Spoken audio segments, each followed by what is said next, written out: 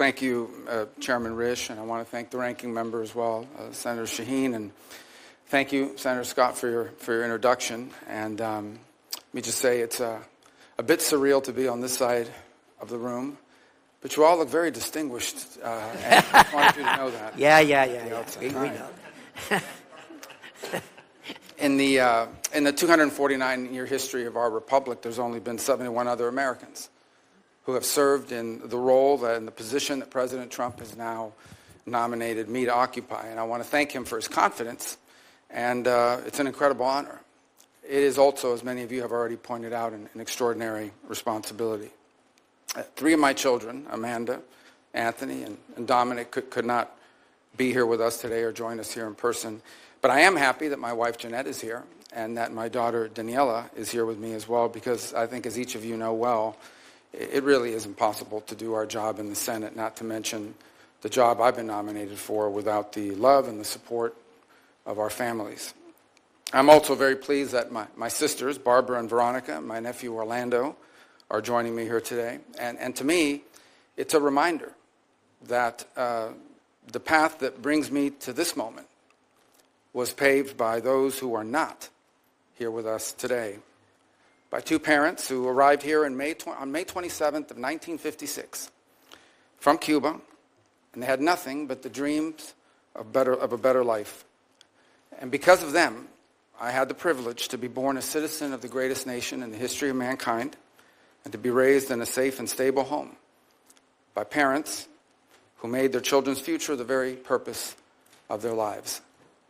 I also want to acknowledge all the blessings that God has bestowed upon me in my life. My faith is critical, and it's something I will lean and rely on heavily in the months that are ahead. In a tumultuous world where, in my faith, we are called to promote the cause of peace and the common good. And that task has gotten harder than it's ever been.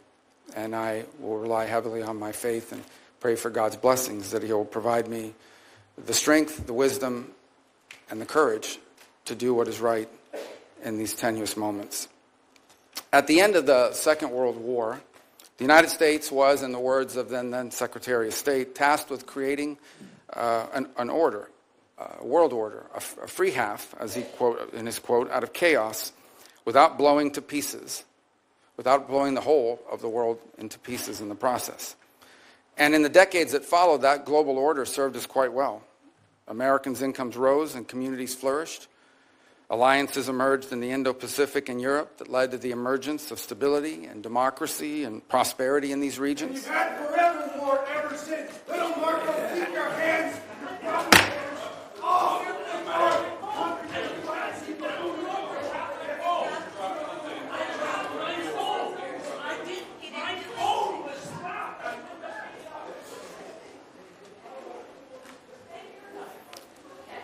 Back to order.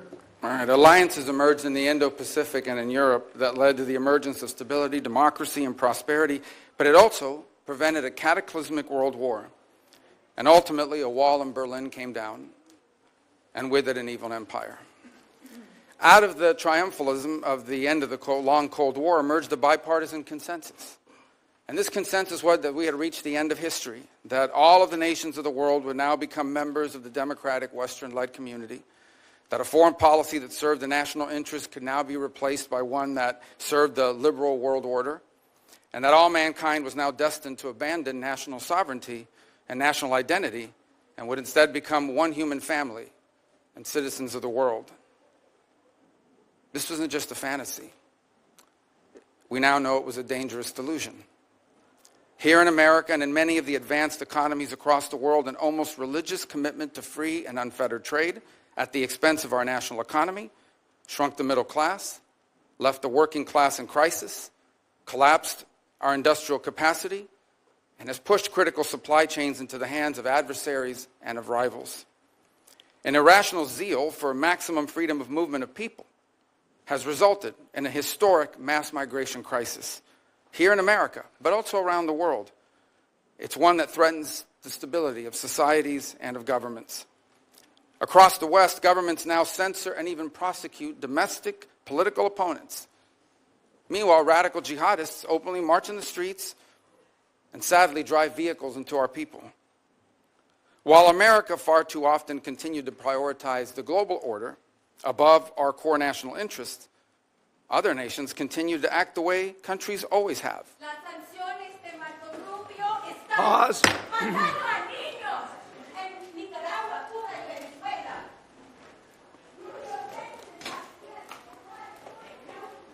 Back to order. I get bilingual protesters, which I think is an interesting cool. As you know, that's a first here for us, at least in recent times. All right. Healthcare is a human right. All right. Education is a human right. Sanctions against Back to order. All right.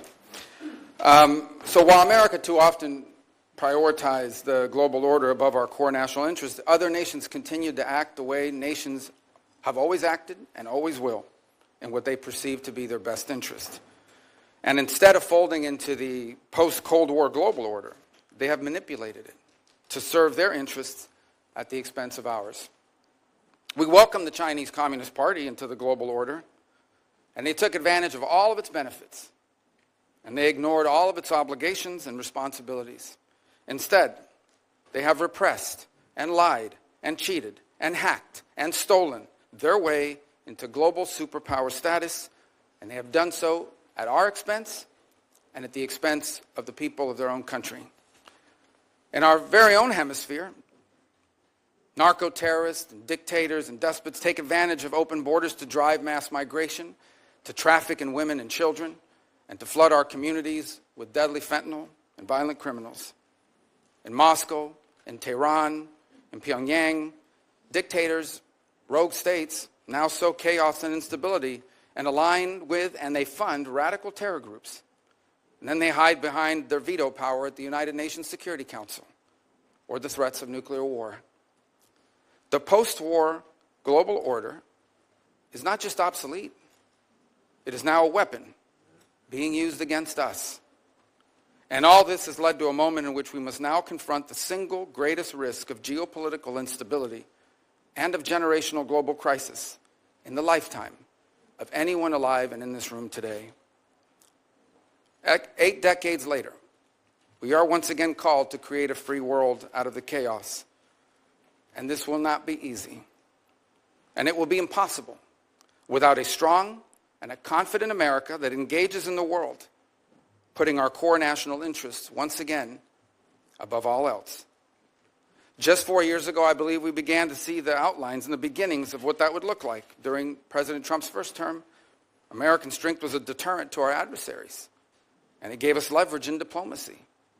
There were no new wars. ISIS was eviscerated. Soleimani was dead. The historic Abraham Accords were born, and Americans were safer as a result. Now, President Trump returns to office with an unmistakable mandate from the voters. They want a strong America engaged in the world, but guided by a clear objective to promote peace abroad and security and prosperity here at home. That is the promise that President Trump was elected to keep. And if I am confirmed, keeping that promise will be the core mission of the United States Department of State. Now, tragically, horrifying atrocities and unimaginable human suffering can be found on virtually every continent. And I am certain that today I will be asked about the array of programs and the activities the Department of State carries out to address them. We are a nation who was founded on the revolutionary truth that all men are created equal, and that our rights come not from man or from government, but from God. And so we will never be indifferent to the suffering of our fellow man. But ultimately, under President Trump, the top priority of the United States Department of State will be the United States.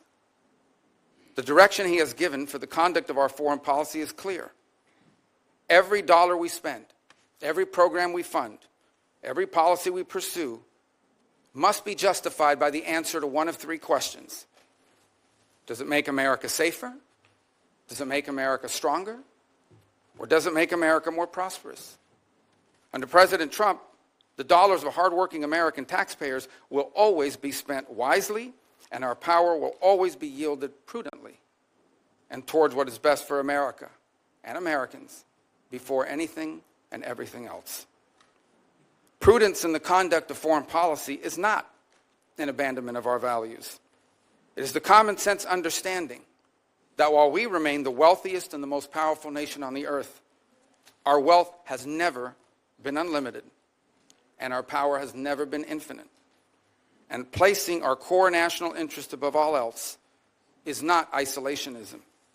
It is the common sense realization that a foreign policy centered in our national interest is not some outdated relic.